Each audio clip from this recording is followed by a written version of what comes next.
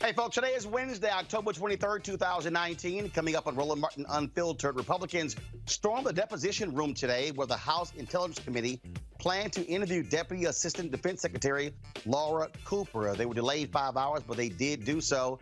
Why were Republicans so willing to break the law by recording what took place in that room? The U.S. Supreme Court has overturned the lower court's ruling that called for the redrawing of several Michigan congressional and legislative districts ahead of the 2020 election. We'll tell you what that means. Pete Buttigieg is having difficulties gaining traction with African Americans. A South Carolina focus group gives it a little revive.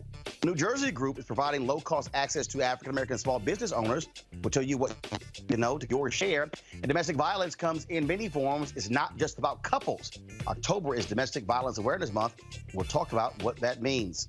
Also, the Alabama 3-year-old we told you about yesterday has been found. We'll give you those details and also update you on the Phoenix police officer who pulled a gun on a over a baby doll stolen out of a store. And the Maryland NAACP is calling for an investigation into an arrest in Prince George's County. Folks, it's time to bring the funk on Roland Martin Unfiltered. Let's go. He's got it. Whatever the miss, he's on it. Whatever it is, he's got the scoop, the fact, the find. And when it breaks, he's right on time and it's rolling. Best believe he's knowing. Putting it down from sports to news to politics. With entertainment just for kicks, he's rolling. It's on go, y'all. It's Roland Martin, yeah. Rolling with Roland now. He's funk, he's fresh, he's real, the best, you know he's Roland Martin now.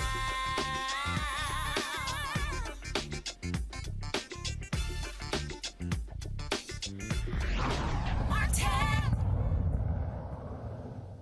About 24 House Republicans stormed a closed-door deposition today in a secure area to complain about the Democratic-led impeachment inquiry.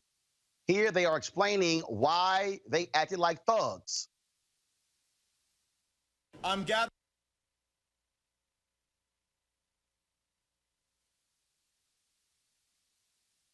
Well, folks, we're having some issues with our video playback. Obviously, this was a political stunt. The conservative lawmakers, led by Republican Congressman Matt Gaetz of Florida, barged into the deposition and demanded they be allowed to see the closed-door proceedings where members of 3 committees plan to interview Deputy Assistant Defense Secretary Laura Cooper as part of the impeachment probe into Donald Trump. Lots of arguing, bickering back and forth, Democrats shouting at Republicans. And one Republican lawmaker actually recorded what took place in that room, even though recording devices are not allowed in that room, and then posted it on social media. Let's go to our panel. Lauren Victoria Burke, NNPA. Also, Mustafa Santiago Ali, Vice President, Environmental Justice and Climate and Community Revitalization, the National Wildlife Federation. Dr. Cleo Monago, political analyst. Lauren, I'll start with you. You, of course, cover Capitol Hill. The games Republicans are playing here are clear. They're trying to scuttle these significant witnesses. Yesterday, Donald Trump tried to distract us by throwing out lynching in one of his tweets. We didn't take the bait. And now, of course, you have these shenanigans today. At the end of the day, what they do not like is the fact that there are Republicans who are testifying who are not trying to fall on their sword for Donald Trump because they're not trying to go to jail. Right, and likely what was going on here is, of course, Laura Cooper had something to say that was extremely damaging to the President of the United States. And as you saw, Matt Gaetz and the rest of these people decided to do something that, interestingly enough, is not against the law for these members. Of course, Congress exempts itself from most laws anyway. It's against a oath that the members take when they go into a SCIF, which is a secure area. So there's not a whole lot of recourse that Speaker Pelosi can undertake. I believe she was at her brother's funeral today, so I think she was not there. Interestingly enough, they were going to do this last week, and their plan to do it last week was delayed by the death of Elijah Cummings that happened on the day that they were going to do this. Anyway, obviously a stunt, obviously something that they want to divert. I mean, their whole PR game is always about deflection. It is always about changing the topic. And so when you look at the footage from this of people, same usual suspects, Mo Brooks, Louis Gohmert, Andy Biggs. These are the biggest protectors of the president. These are the people who are probably hearing from their constituents that this is the greatest thing in the world. And so they'll continue to do this. Their problem is going to be at some point, it's not just going to be the sergeant at arms that has to come into the room and tell, or Val Demings, Congresswoman Demings, who was a police chief in Florida, telling them that they're crazy to get out. At some point, they are going to be violating the law because they will be obstructing the investigation of the House. But their little stunt today, which of course was, I'm sure, well thought out. They thought about what the ramifications were. They knew that it was a relatively minor violation of House rules. Benny Thompson, who's the chair of Homeland Security, already sent out a letter saying that there needs to be a reminder to members about security, but I don't think it's a violation of law. But I would, of course, no one is going to put it past these people to violate the law in the process of this investigation. It's not an issue, Mustafa, necessarily violating the law. The problem here is that what you're dealing with Republicans is that they do not want people to actually know what took place. Yesterday, you had the Ukrainian ambassador to the United States, the U.S. ambassador to the Ukraine, who testified there was indeed a quid pro quo. Republicans on the Senate side were running away from cameras, not wanting to address this issue. Now, of course, you have the State Department official who has refused to follow the Trump administration. They, of course, told them, hey, do you ignore subpoenas? These folks are saying, damn that, I'm not going to sit there and get my behind a ringer for this guy who's going to throw me under the bus anyway. And Republicans do not want the American people to actually know what happened because they are scared. Donald Trump is scared. You look at his tweets, they know he screwed up. Mick Mulvaney went out there in front of the cameras and admitted a quid pro quo, then tried to walk it back. Nah, player, too late. And this is what these cats don't like. Right. The Republicans are shook. There's no other way to kind of say it because they know. I mean, it's just amazing the amount of folks who are standing up doing the right thing and testifying. And as they continue to testify, as they continue to put a spotlight on these injustices that the administration has done, that the president has done, then they know that the American folks are going to start to pay more attention. And then that is going to lead more people to get behind the impeachment drive that's going on. So there is a process that's going on. And, they're finding themselves in an extremely difficult position. And they're going to be held accountable also for not doing the right thing and helping the American people to see the fullness of what truly has gone on. Cleo, it's fairly laughable to see Republicans falling over themselves, doing their best not to try to scuttle what's going on because they know this guy has screwed up. They know the BS. We had to deal with Devin Nunes and all of his drama, what Gates and all these fools are doing, and then you got Senator Tim Scott and Senator Lindsey Graham trying to say, oh, yeah, this is a witch hunt or whatever. I mean, they will cover up anything this guy does in order to hold on to power. No morals, no values, no ethics. Well, what we are witnessing is desperation. I mean, they hope, I think, that Trump will not do nothing else problematic. He continues to do something else problematic. That's why the Republican Party right now is splintered between people who are on his side, as you mentioned, not wanting to fall on the sword for him anymore. So I'm just wondering how it's going to all turn out. And I don't mean just the impeachment process, but what are American citizens going to do? What are Republicans going to do when they have this desperate, dysfunctional mess and this person who's breaking laws and doing what's essentially treason? I want to know what the public's going to do because there's still people in Trump's corner. He even has people who qualify as black saying that he's a wonderful person and support him. So what's going to be interesting to me is to see how this all falls out because they're desperate and they caved in there and broke some minor laws to distract. But as we all know, ultimately it's not going to work. The distractions are not going to continue to work. Somehow they're going to have to face the music. And then what's going to happen with Republicans?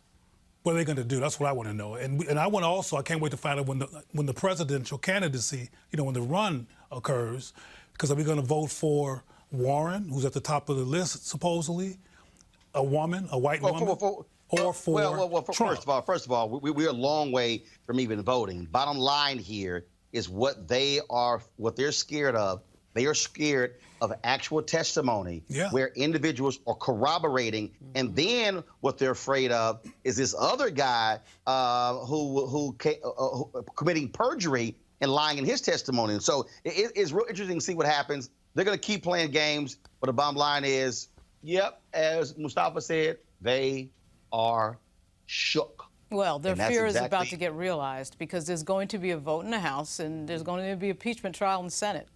So, I mean, I don't, this idea that they're going to block something, they're not in the majority. Actually, I think what they're doing is they will have more votes on the Democratic side with this nonsense. Which is why they're desperate and why they're and the testimony and what they're afraid of. They're afraid of the testimony being actually revealed and people actually hearing what folks are saying. And then it's like, okay, do you want to lie? Right. Or do you want to tell the truth? And that's what we're actually going to see. Then you have to defend it. Supreme Court case. Well, that's my point. Well, we know he's going to lie. So, I mean, he'll lie about a lie about a lie. And that's what Donald Trump, all he does. That's why I would say hashtag Trump lies matter. All right, folks, let's go to this Michigan Supreme Court case. Earlier this week, the Supreme Court vacated an order from 3 U.S. federal judges that found the state's last process to change with gerrymandering. It said it benefited Republicans and violated the voters' constitutional rights. Well, now you got to remember, the Supreme Court previously ruled that they could not determine what was political gerrymandering. And so they basically threw this decision out. The ruling also ordered special state Senate elections in 2020 by that federal court. The question now is, what happens to vote for voters in Michigan? Lavora Barnes is chairman of the Michigan Democratic Party. She joins us right now. Ms. Barnes, clearly the Supreme Court is allowing political gerrymandering to go on, but we know from the North Carolina case where they have ruled in favor of or supporting racial gerrymandering, meaning that's not allowed. Is there a focus now that these decisions have been changed by the Supreme Court where folks are going to sue on behalf of racial gerrymandering and not political gerrymandering? I think folks should sue because if you look at the way this court has made this decision, they've basically abdicated their responsibility as the highest court in the land to make a decision here, which I think is a ridiculous mistake and that they should weigh in. But here in Michigan, we're going to redraw our lines in 2022 with a citizen panel anyway, because our voters decided that they didn't trust politicians to draw these lines anymore and changed that law by referendum in 2018. So we will fix this problem ourselves, but we shouldn't have to. Well, and speaking of that, when the voters actually voted on that referendum, Republicans in the legislature still tried to change it. Yes, they did. This is what they do, right? They try to get in here and undo the will of the people over and over again. This is what they do with gerrymandering. This is what they do with anything that we as the citizens decide we believe is the right thing to do and they don't like, anything that threatens their power hold, anything that threatens their hold on government and all of its issue, they will fight hard to take back from us, and that's what they've tried to do here in Michigan. You know, they've got their folks. You know, they've got their plan for how they think they're going to A, continue to control the government, and B, frankly, line their pockets and the pockets of their supporters with the government programs that they fund. Right? They pretend like they don't do corporate welfare, but they do. And the way they keep that power is to keep the people from speaking up and doing the work that they know that they think that they have chosen their elected officials to do.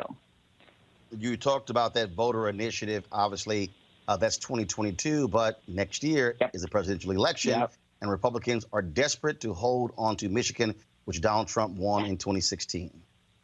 Yes, they are desperate. They're not going to hold on to Michigan. We've put together a terrific ground game. After 2016, we recognized that the way we win this thing is to work year-round, not show up in people's communities and in their churches in September of the election year, but to be there all the time. So the Democrats have been on the ground here in Michigan since 2017, and we haven't stopped working. And we're going to deliver Michigan for whoever the Democratic nominee is. But that doesn't mean the Republicans aren't going to do anything and everything they can to try to suppress our votes.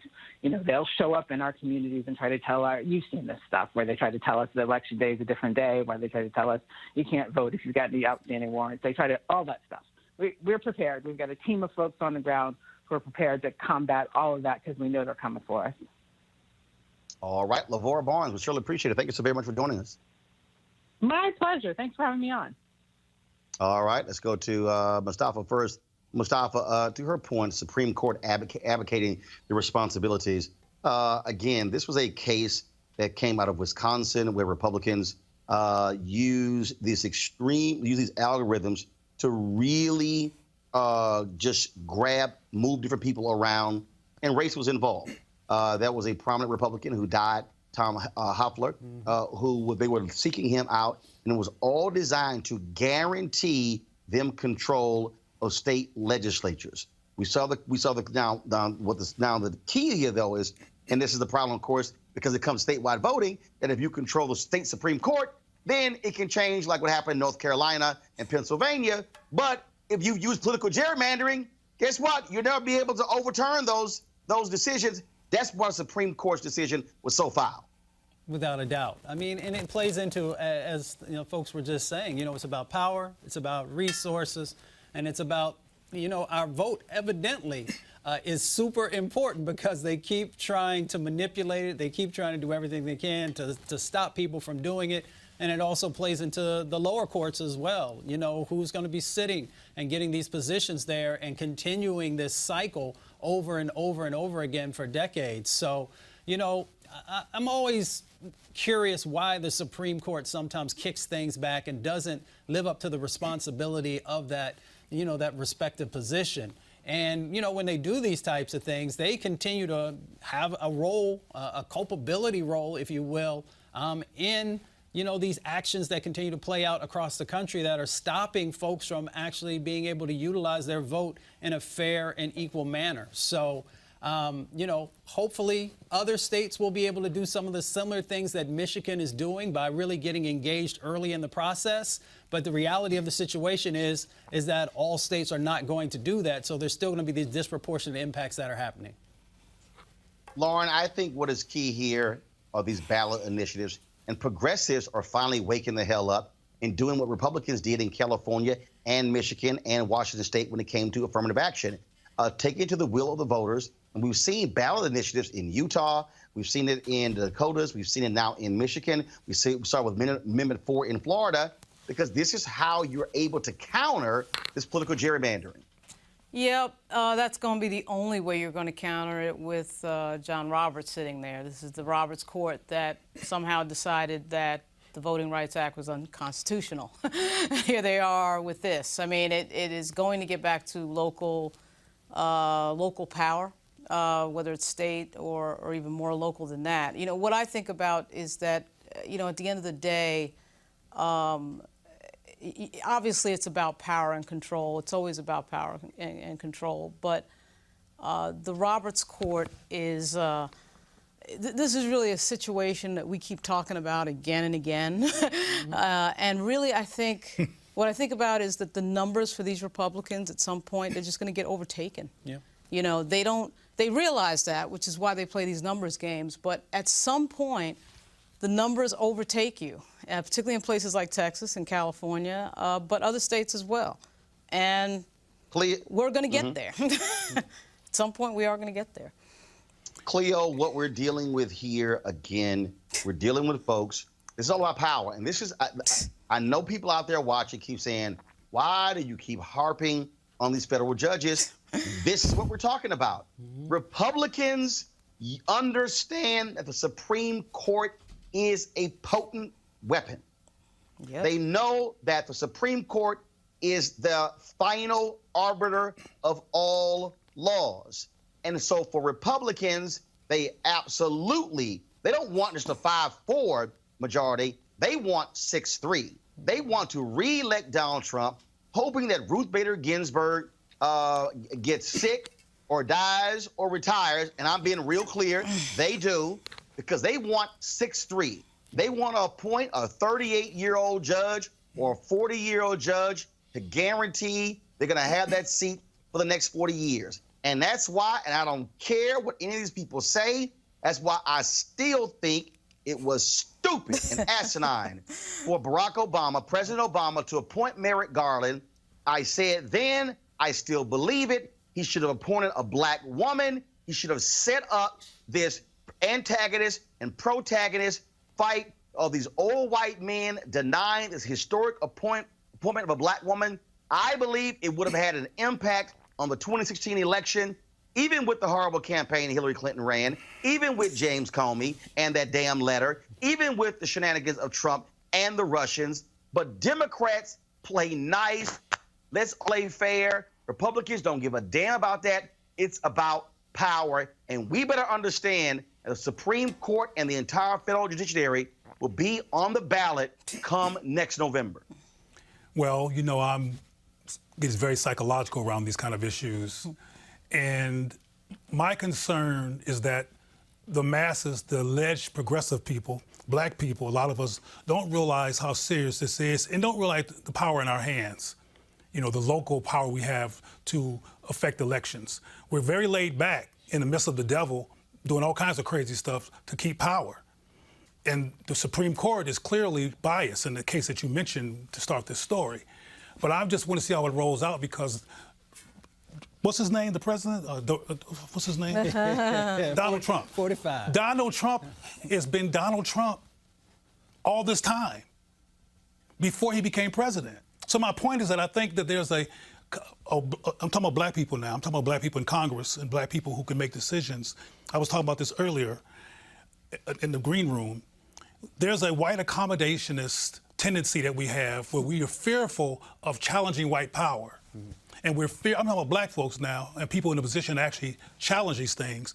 We think of the whole idea of stepping up and demanding justice and demanding things be right in terms of justice. And as long as we're like that, not only people like who are in Congress, but everyday black folks who won't vote, feeling some, in my opinion, unconscious fear of challenging white supremacy and fear of backlash.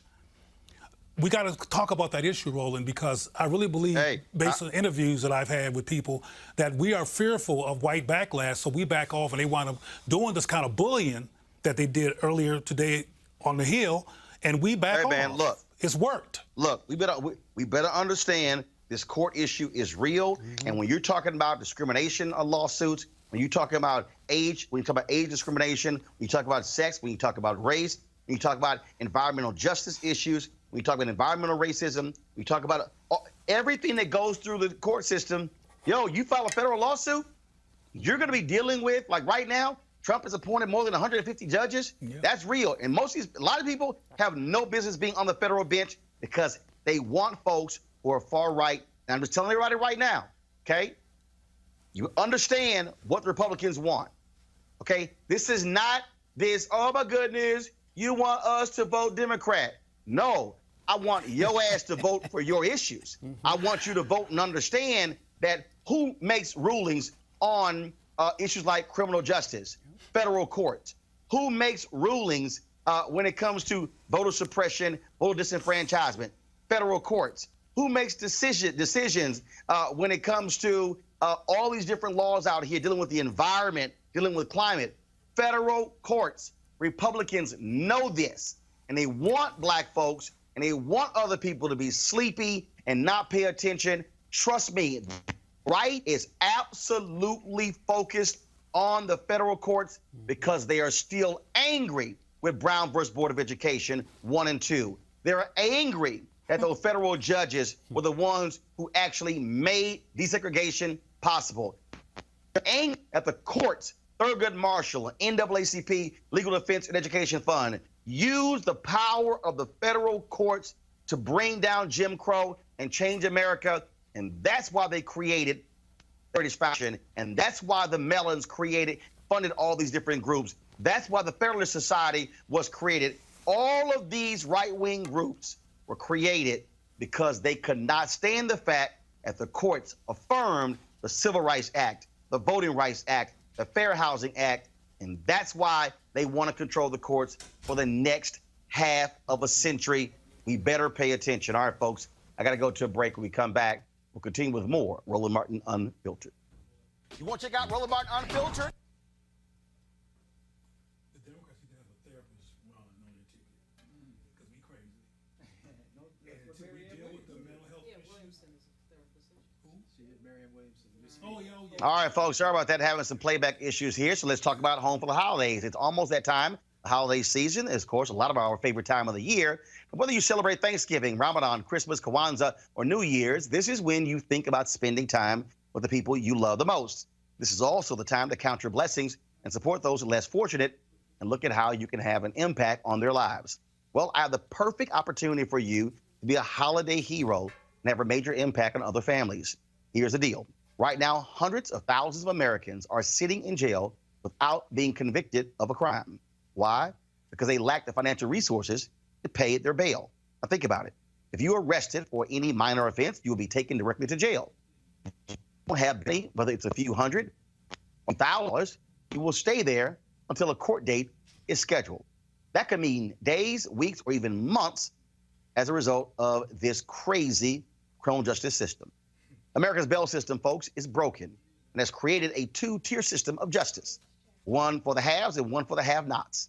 Freedom should be free, and that's why the Ebony Foundation is partnered with the Bail Project and is sponsoring the Home by the Holiday campaign.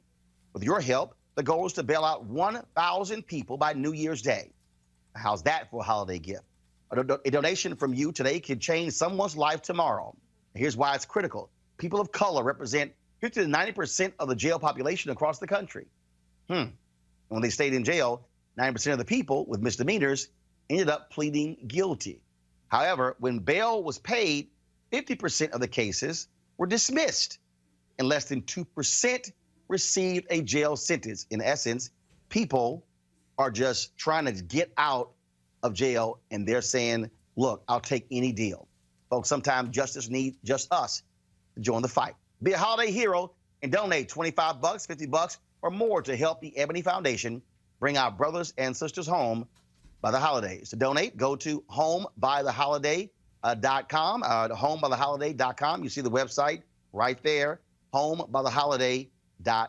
All right, folks, let's talk about this story that came out of South Carolina that Pete Buttigieg campaign says they had nothing to do with leaking this story, but it details why he, for some reason, is not getting black support. An internal focus group conducted by Pete Buttigieg's presidential campaign this summer reveals a possible reason they say someone is struggling. According to this report, some see his sexuality as a problem. While that report stated that Buttigieg's sexuality was not a disqualifier for these black voters, some of the focus group participants questioned why Buttigieg even brings it up. One of the people who responded, a black male, said to bring that he's living with a husband. Now, the Buttigieg campaign said they had nothing to do with this story leaking. Cleo, do you believe that black people are not supporting Pete Buttigieg? He's polling at 0% among black voters because. Well, first of all, a lot of people are focusing on African Americans because they want the African American vote. We didn't hear what happened in the Asian group, the Latino group, and the other groups. And black people are not the only people that have people among them who have issue with same-gender living people or gay-identified people. So that bothers me that a new stereotype is being reinforced again regarding how black people see this issue.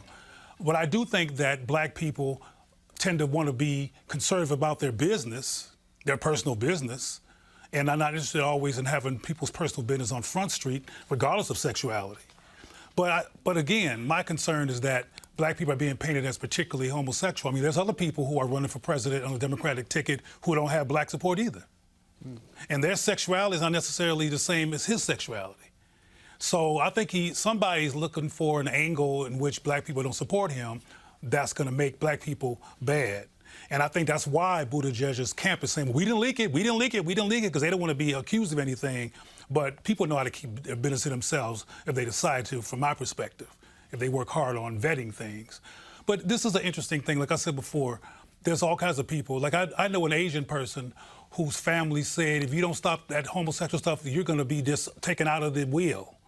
And I've seen all kinds of things happen in all kinds of communities regarding family and community reaction to homosexuality. But here we go again, trying to paint black people as particularly troubled by this issue.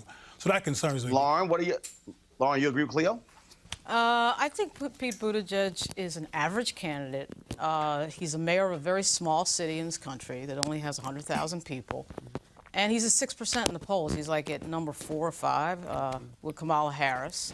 And they need attention, and they'll do anything to get it. and I don't think this is the reason he's failing. I think he's failing because he's failing. Because why would some 37-year-old guy running for president be the guy that everybody's picking? It isn't going to happen. We know it's not going to happen. It's going to be one of the people, one of the first 3 people on top. And so he has a very good comms person. He's been very good at getting him on the cover of magazines, and he's the it boy and all that. But I don't think it's this. I think he's just he's an also-ran candidate who's running for the first time for president. I think this is an interesting diversion. You know, it is always interesting when black voters are supposed to fix everybody's problems. How about him fixing the problem that he had in South Bend with the police that everybody's aware of, that he's never been able to explain, although he has been candid in his shortcomings about it. But that's probably got a little bit more to do with his problem with black voters than anything else. I would think that black women, who are the most important base voter group in the Democratic Party, actually would be partial to a gay guy running for president. I don't understand why that would be an issue for black women. I don't know too many black female friends of mine who don't have a really good gay male friend. You know what I mean? So I'm just like, so why is that not coming up in this? But like I said, he has a good comms person, so that's why this is up. If you want votes in the South, you got to show up in the South. So that means you're going to have to be, you know, spending significant amounts of time there. You know, there are events that I know of that he's been invited to and that he hasn't committed to. Also, you know, he doesn't have name recognition yet. So, I mean, let's just look at it if it was any candidate. So if you don't have name recognition, like somebody like Biden, who's been getting some pre-votes, if you want to label it that, just because people know who he is, then you got to do some work in that space. If you don't have a body of work that's going to attract people, then you got some work you got to do.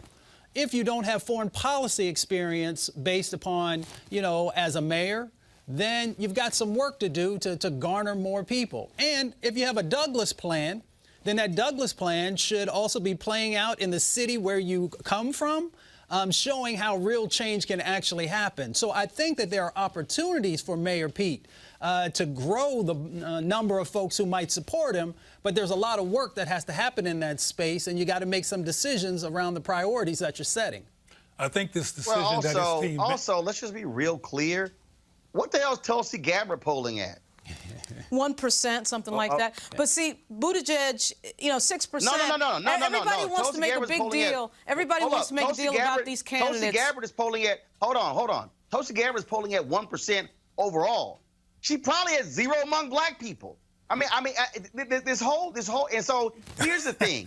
Yes, you have folks, Obama's former Bahamian ambassador, why is it escaping me? Her dad, of course, had the documentary, The Black Godfather. Why is it escaping me? Last name, Avant.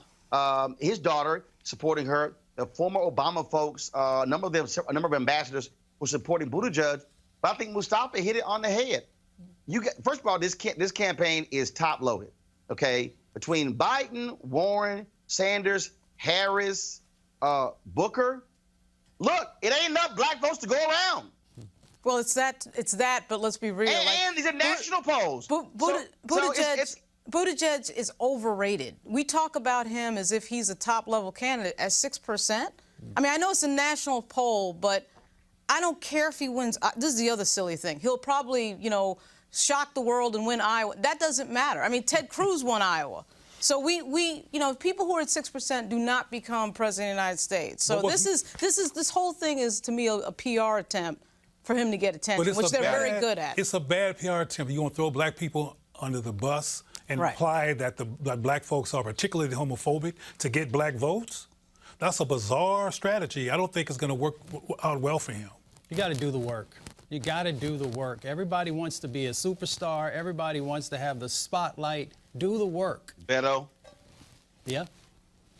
Well, again, it's a long way before they vote. Guess what?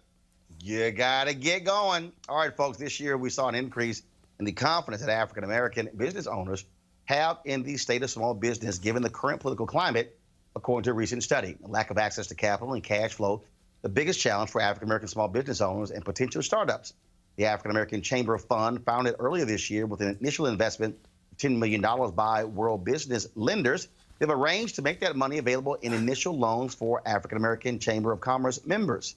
Joining me with the details are Archbishop David Billings III, Fund Vice Chair for the African American Chamber Fund, and Derek Chambers, Executive Director. All right, folks, first of all, we're talking about, obviously, $10 million.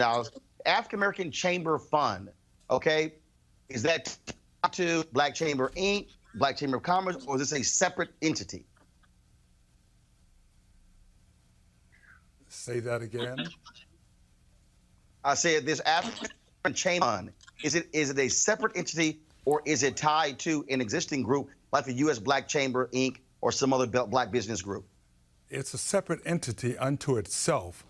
It will partner with people that it can get money from, but it's a separate entity. It has its own board and its own officers. Okay, and then so on a money of this initial investment, $10 million from World Business Lenders. What is World Business Lenders? World Business Lenders is a company out of New Jersey that's been actually doing work with the local community across the United States and even across the world. The head of that organization, Doug Natus, has offered to give the Afro-American Fund, Chamber Fund, $10 million to start with, and of course we accepted that. He's a part of the fund board of directors, and we're doing it deliberately because we want to help minority entrepreneurs in the community that's being turned away by the institutional banks. Let me ask you this question, okay? This is the African American Chamber Fund. Are you helping minority companies or Black companies? Black company mainly, but we're not turning away minorities. So I'm curious there, though, because when we look at what's happening with Black businesses in this country, we have 2.6 million Black-owned businesses. And, of course, and also, first of all, Derek, I want to target this to you. There are 2.6 million Black-owned businesses in America. 2.5 million of those have one employee. They're doing an average revenue of around $54,000. Now, several years ago, we had 1.9 million Black-owned businesses with 1.8 million having one employee. They were doing an average revenue of $110,000. So, Derek, why not make it specific to African-American businesses? Yes, Roland, and that's a great point. And to kind of go off of what Archbishop Billings was talking about, our initiative really was built out of really joining with the African-American Chambers of Commerce around the country and forming these affiliations to help, one, to help us understand the community, understand some of those statistics that you just pointed out, and two, to start a process of transparency and disclosure to make the low-cost capital accessible. And so how will this work? If you're a company out there and you're interested, how do you apply? How do they reach you? What's the process? So the process really is, as I mentioned, we form alliances or affiliations with chambers of commerce. For example, we have an affiliation with the African American Chamber of Commerce of New Jersey and Trenton. Recently, we formed an affiliation with the Greater Harlem Chamber of Commerce. And so basically, we advocate that the members of those chambers, that we're working hand in hand with with those particular chambers of commerce. That way, the chambers help us identify and create a process to where their members have access to capital. And so we start the conversation right there, but we started working with those chambers of commerce so that we understand the community and make sure that we're addressing the needs adequately. Bishop, is there a limit in terms of the size of the business, in terms of revenue or employees? Who can actually apply for this capital? And is there a limit on how much capital? And what is it, $250,000, $500,000, $1 million, $2 million? What is it? We're trying to start, we probably start loans at about $20,000 going up to, I guess, $2 million. But yes, we are targeting, and we don't put a number on the employees or the how many people are working there. As long as they've got a business and they're thriving in the community or want to thrive or want their business to grow, then we're interested in giving them funds. One of the things that I think is very important is that the institutional banks today, which are turning down the majority of Afro-American and minority companies, they will never be able to get off the ground or continue their business or even take it at another level if they don't get the capital. And so that's why the Afro-American Chamber Fund is very interested in trying to make sure that they get capital to get ahead. They cannot grow a business. You know it, Roland, as well as anyone else. If you don't have any capital, you can't grow a business. You can't grow anything here in the United States or any place else without capital. And of course, we can have creative minds, which we have, and we have avenues, but we don't have capital to keep those things going. Derek, will this be loans? Will this be grants? And if it's loans, what's the interest rate? What's the payback? Yes, it's definitely a loan process, and so we really start the conversation around particular situations. So you look at the interest rates. We look at someone's background. For example, in the past there's been difficulties in our community with people going into some of the traditional type modes and having pushback. So we really start the conversation with identifying what their situation is, and we really cater to their given situation, and really try to start the process there, and that will determine, what we look like in terms of the interest rate. All right, then. How can folks get more information? Where do they go? They can go to African American Chamber Fund, which is aachamberfund.com.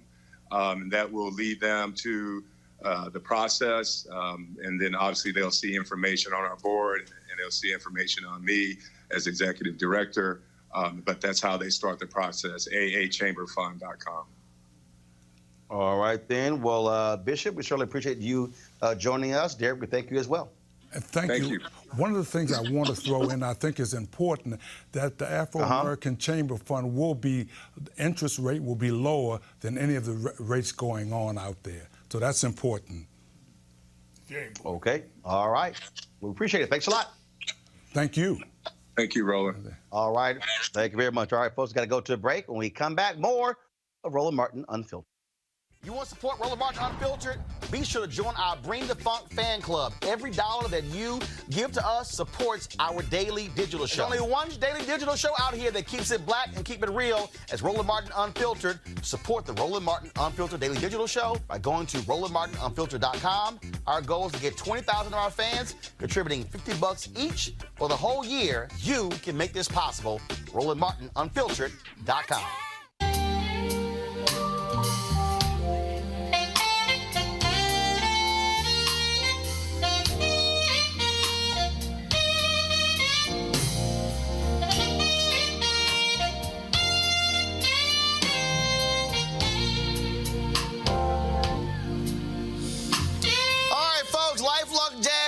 Taking place in Cabo, November 7th through the 11th. Of course, if you want to attend, go to lifeluxejazz.com, LIFELUXEJAZZ.com. But if you cannot be in Cabo for those 4 days, 14 different amazing artists, then, of course, you could live stream it. Get your live stream pass at gfntv.com.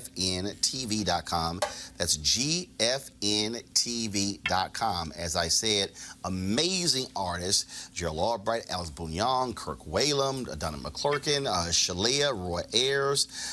Man, it's going to be an unbelievable 3-day extravaganza, and so look forward to you participating. And again, get your live streaming pass to cover those 3 days, all 14 concerts. You'll be able to watch right here on your phone, on your iPad, computer. Does not matter. Go to gfntv.com. That's gfntv.com to get your live stream pass. October is Domestic Violence Awareness Month, and we hear that term often, but may not consider that it comes in many forms. It's not something that just occurs between couples. Here to explain is C. Anderson, a licensed therapist and author of the book Love Taps, a book that details the red flags of an abuser. See, how you doing? Hello, how are you? Doing great. So when you say it's not just couples, explain that. What do you mean? So domestic violence is an umbrella. It really encompasses intimate partner relationships, which would be a romantic couple, but also child to parent, parent to child, elder abuse, financial abuse. All of these things fall under the umbrella of domestic violence. And so one of the things that to me I still believe is a fundamental problem is that whenever we talk about domestic violence, we often talk about this only from the perspective of a woman being a victim. Mm-hmm. But we don't confront and deal with men. And it happens all the time. And you, like, for instance, I mean, you will rarely see news organizations or others actually engaging men on these issues, engaging men on what their lives were like growing up, what they experienced, PTSD, their own trauma, how what they saw contributes to how they also behave now. That to me is also, I think, a big problem. Absolutely. So we know through studies that if a child witnesses intimate partner violence, they have a 50% higher chance of becoming either a perpetrator of violence or a victim themselves. So when we talk about men and their experiences, many times they have learned this behavior, they have seen this behavior. However, that doesn't take away the accountability for their actions, but it's very much something that comes out of an environment that has caused them some repercussions. No, my panel are there. So let's go to them for questions. Cleo, I'll start with you. Yeah, here in Washington, D.C., it has one of the only domestic violence shelters for men. I was wondering if your work in Love Taps, which is a very powerful title for your work, Love Taps. Thank you. If you actually deal with domestic violence experienced by men from their partners. I absolutely do. One of the things that I wanted to present in the Love Tap books, not only red flags that are not even physical, I wanted anyone, whether it be cisgendered men and women, whether it be anyone in the LBGT community, I wanted people to be able to identify so they can replace the pronouns with whatever fits. But specifically speaking about men, the thing with men is that 90% of perpetrators that report or that are arrested are men to women, but men especially do not come forward because of the embarrassment that they face when they speak out, because of the shame that they feel, because they're supposed to be masculine, macho, able to prevent that sort of thing from happening from them. But I find that men that do come in to see me experience the same type of damage, the same type of abuse tactics that many women do. Absolutely. That's why I asked, because it's often not on the table to discuss when we talk about domestic violence. And I want to reiterate that Washington, D.C. unusually has a domestic violence shelter for men who have been abused primarily by women. Yes. Mustafa. Yes. Is there any groundbreaking research or techniques that can be incorporated, I guess, into an educational process in our churches, our synagogues, our mosques, you know, the places where people gather that could help us to eliminate this violence? I am so glad that you mentioned faith-based communities in your question. I have found that the most resistant group of people are those who are in the church, who are in the synagogue, who are in a faith-based community, because they believe several things. One, they believe that abuse in the home is a family and private matter. The other, they believe that you can just pray it away. I tell people all the time that regardless of your faith, you are to use your belief system and wisdom and your feet and hands to get yourself freedom and to get yourself help. So it is my goal for faith-based communities to learn more about how to prevent and also how to address and properly respond to victims, whether men, women, or children, that come to them seeking assistance. All right, Lauren. Do you see anything in your work that would expose a correlation between domestic abuse and law enforcement? It's interesting that you bring up that correlation, not specifically in the research. However, I have found that when you have two groups of oppression, so African Americans, we are Black in a country that is majority white, right, in power, but we as women are also African American women, which makes us a double minority and a more oppressed group of people. And we tend not to trust the legal system, law enforcement, the judicial system. And I've also found that there is a correlation between wanting to protect our men from entering into or being prosecuted versus protecting our own selves. All right, then. Well, see, we certainly appreciate you for your work and good luck. And again, folks, the book is called Love Taps. Thanks a lot. Thank you. All right, folks. That would I want to talk to you on yesterday, and that is the remains of Camille Cupcake McKinney, abducted 10 days ago, Birmingham birthday party. Unfortunately, were found by police and FBI agents last night inside of a dumpster at a landfill. Discovery marks a sad end to a massive search that has kept Birmingham and all of Alabama on edge for nearly 2 weeks. Our thoughts and prayers certainly are with the family and friends of that young woman. Also, an update to another story we had on this show, Roland Martin Unfiltered. Remember the Phoenix police officer who drew his gun on a Black family and yelled profanities at them over a Family Dollar doll? Here was that video.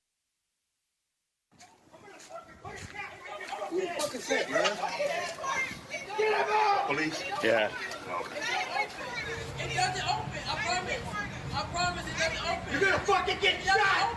Get your fucking hands off. Get out the fucking car. Get out the fucking car right now. Yes, get out now. Get out the fucking car. All right. Okay. Hands up. You fucking hear it? Get out of the fucking car. You recording it? Yeah, I'm recording it. Put your hands up. I don't give a shit. Put your hands up. Hands up. I can't put my hands up. I'm fucking bleeding, man. I can't. I'm pregnant. It's overdoing shit. It's overdoing it.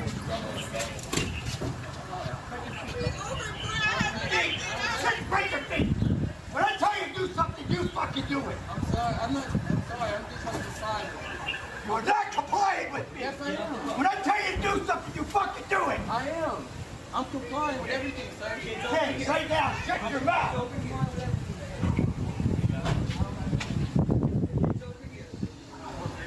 Put the other key down.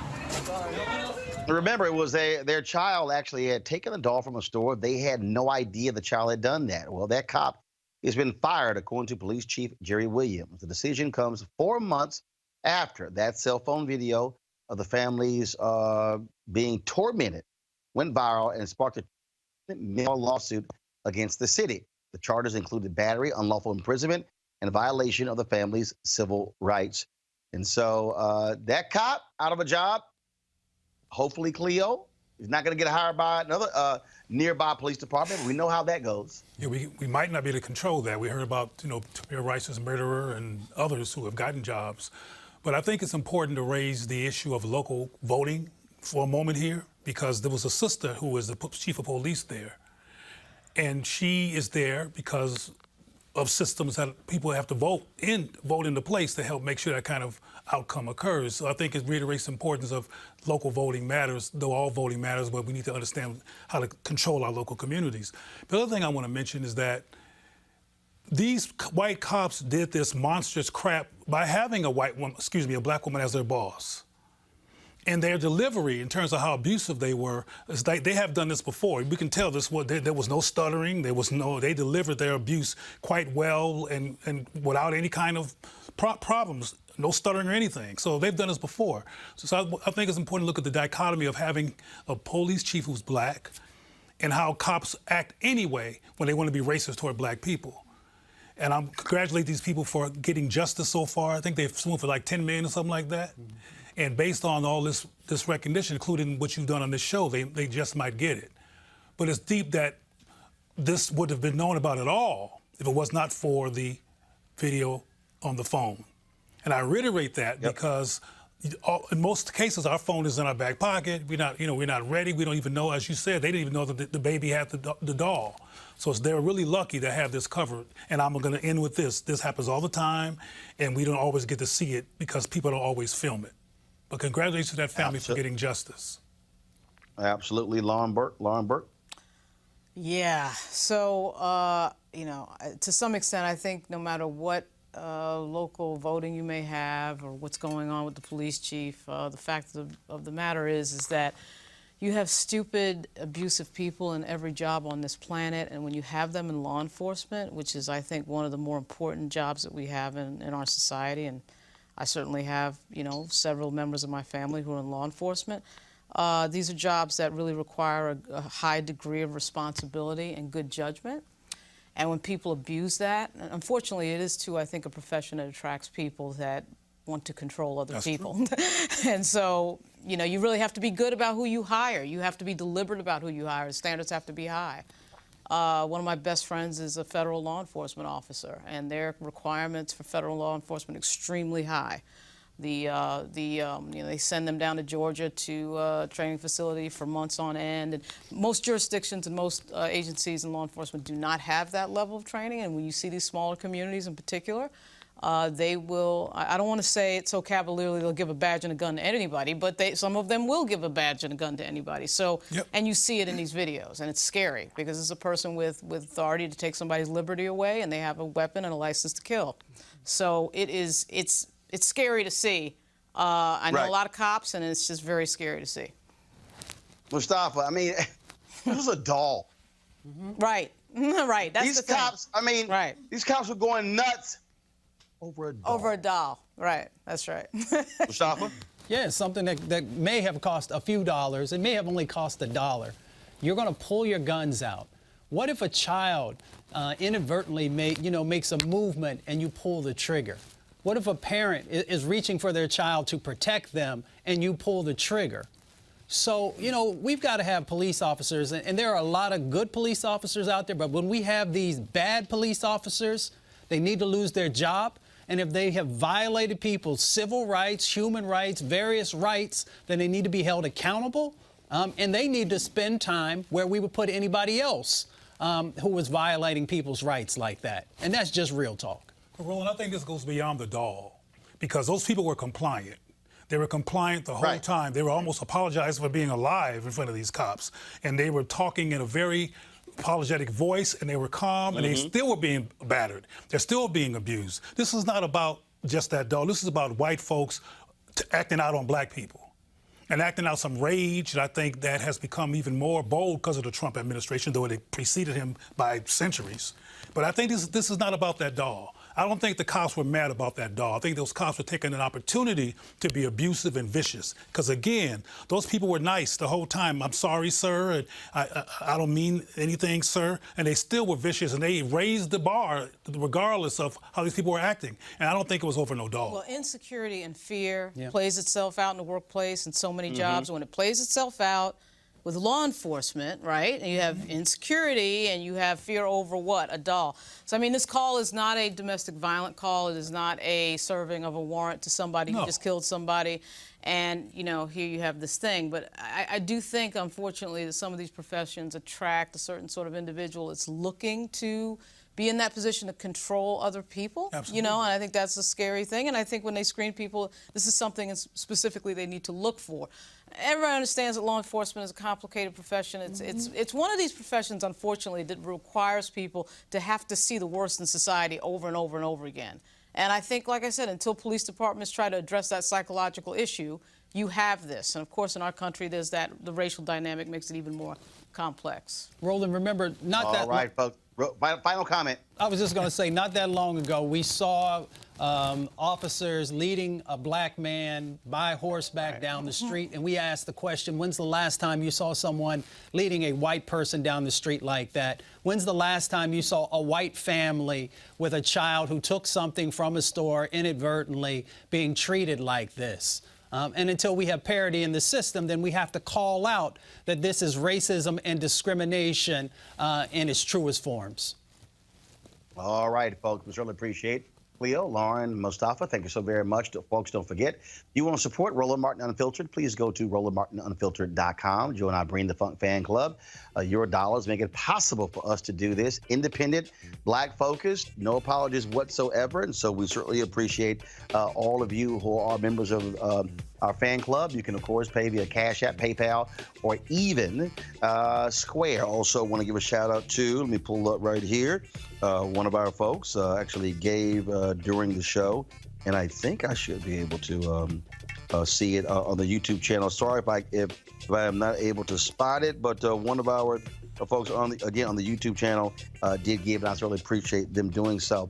Hey, Minneapolis, I'm going to be in your city tomorrow. Of course, the Urban League have their gala, and so I will be speaking in Minneapolis tomorrow. Looking forward to it. Not the cold weather, but it will be great to see folks come on out to the Minneapolis Urban League Gala. And so look forward to it. All right, folks, I got to go. I shall see y'all tomorrow right here on Roland Martin Unfiltered. Don't forget to subscribe to our YouTube channel. And then be sure to click the button to the right. So that way, every time we go live with this show, live, a one-on-one interview or a conference or a rally that we're covering or a protest, you will be instantly notified, and you can check it out as well. Please also share with a friend. We've got 388,000 YouTube subs. I would love for us to hit 400,000 by the end of the year. That's the way we do it. Being Black, being real. All right, y'all take care. Gotta go. And also, Astro lost last night, but we'll tie the series up tonight. Remember the Yankees won? Oh, that's right. Law and Victoria Burke. Would you like to apologize for all that trash talk you were doing on social media about your little Yankees? Is Lauren there? All right, you're going to be apologizing when the Nats rise up. I'm sorry. Okay. I'm sorry. Say it again. Say it again, Lauren. You're going to be apologizing when the Nats rise up on you. I mean, because you were talking a lot of trash on Instagram and Twitter. A lot. I mean, a whole, yeah, we're not worried about, you know, Yankees won the first game and you were feeling yourself. What happened by game 6? Y'all were packing up. Look, the Yankees don't have to apologize for anything. This is a great sports franchise in sports history. So. Oh, no. You know, I didn't say the Yankees got to apologize. I'm saying the trash-talking Yankees fans who got their butt handed to them by my Astros. Yeah, I thought so. So, all you Nationals fans, trust me, the series will be tied up tonight, 1-1. Verlander's on the mound. I'm just letting y'all know. That's right. It's how we do. Gotta go. Holla!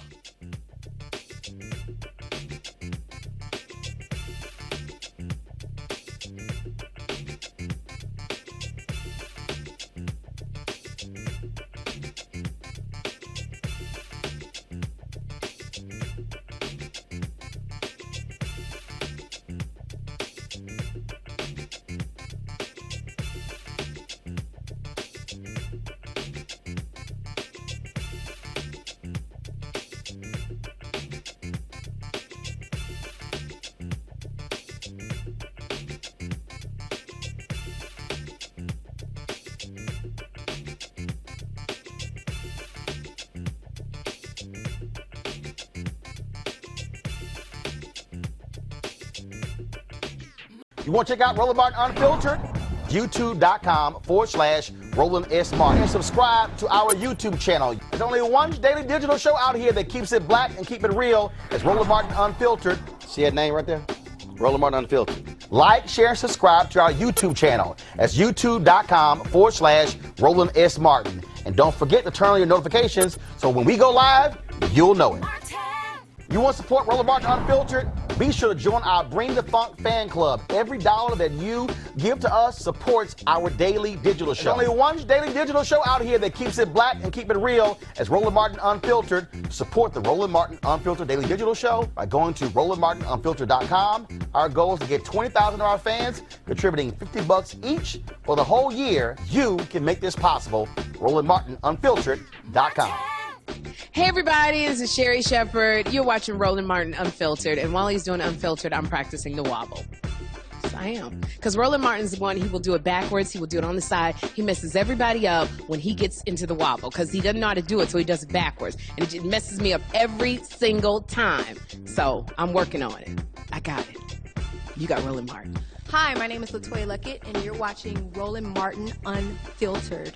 What's going on, everybody? It's your boy Mac Wiles, and you are watching Roland Martin Unfiltered. What's up, y'all? It's Ryan Destiny, and you're watching Roland Martin Unfiltered. What up, Lana Well, and you are watching Roland Martin Unfiltered.